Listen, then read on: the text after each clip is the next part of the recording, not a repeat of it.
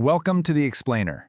Today, we're diving into a chemical that is absolutely vital to modern civilization, yet so inherently dangerous that just being in the same room with it requires rigorous training and specialized gear. We're talking about ferric chloride, specifically the 40% liquid solution, which is basically the ultimate industrial workhorse and a massive severe hazard. Think about this paradox for a second. What dark, highly acidic chemical cleans the very water we drink but easily eats straight through solid metal? It's literally a substance that purifies our world on one hand and dissolves it on the other. So here's our roadmap for today.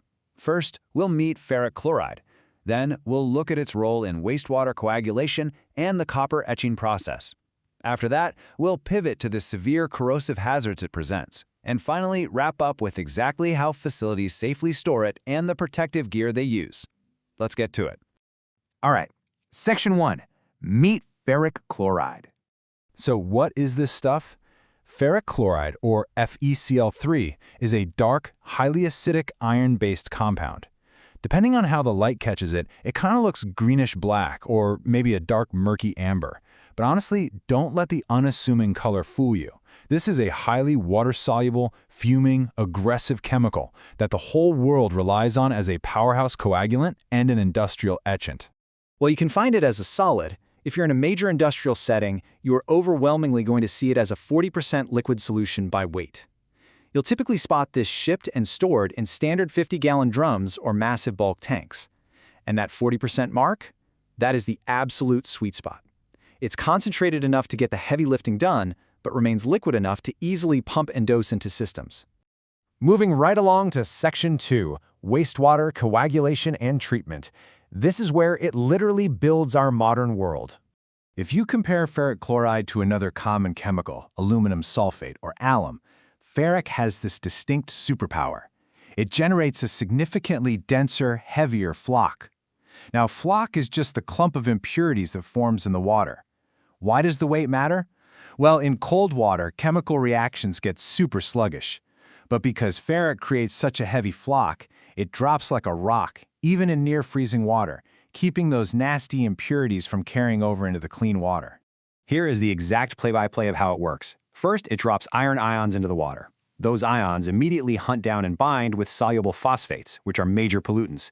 Once they link up, they form insoluble ferric phosphate and precipitate straight down as a heavy sludge. Plus, it works across a remarkably wide pH range, and it even binds with toxic hydrogen sulfide gas. You know, the stuff that causes that awful rotten egg smell? Yeah, it essentially grabs the absolute worst stuff in our water, kills the odor, and drags it all to the bottom.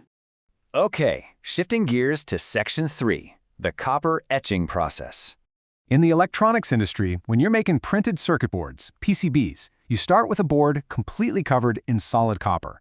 But manufacturers don't physically carve out the microscopic pathways for your phone or computer. Instead, they use ferric chloride as an etchant. The chemical selectively dissolves the solid copper, instantly turning it into soluble copper chloride, leaving behind perfectly exact circuit traces. It's precision chemistry in action. But here's the catch. Once the etching is done, you absolutely cannot just pour the leftovers down the drain. You are left with a highly toxic copper and iron sludge. The cleanup requires a strictly enforced protocol. You have to neutralize the acid with a strong base, like sodium carbonate or hydroxide.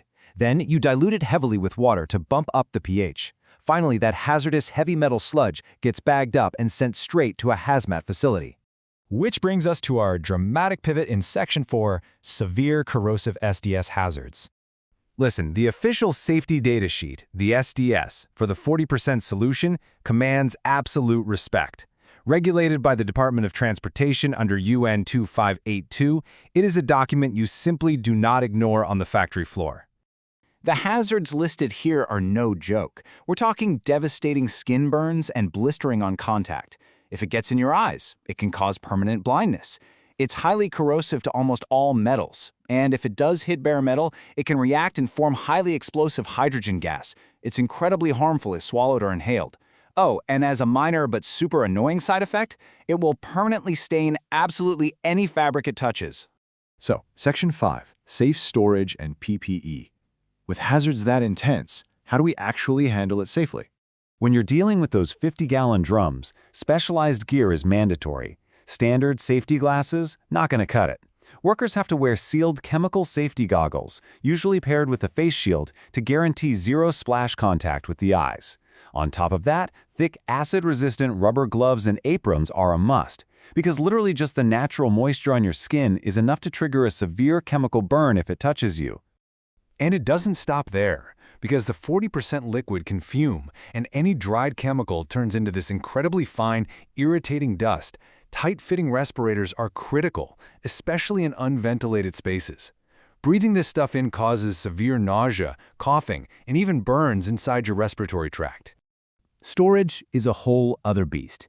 You can never, ever store ferric chloride in standard steel drums. It has to go in specialized plastic drums.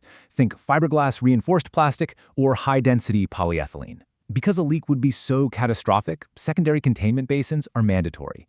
You also need to keep it in a temperature-controlled spot, ideally between 60 and 80 degrees Fahrenheit, to stop it from crystallizing or fuming too much. And of course, keep it miles away from bare metals and strong bases. The technical data sheets do not stutter on this point. Quoting directly from the manufacturer, ferric chloride reacts strongly with metals. Do not store in metal containers. They put that in bold for a reason. Violating that rule doesn't just ruin the barrel. It creates a highly dangerous, potentially explosive chemical reaction right there on the floor. So, that leaves us with the ultimate takeaway for today. How do we safely harness the power of a chemical that purifies our water and builds our circuit boards, but simultaneously has the power to blind us and dissolve our infrastructure?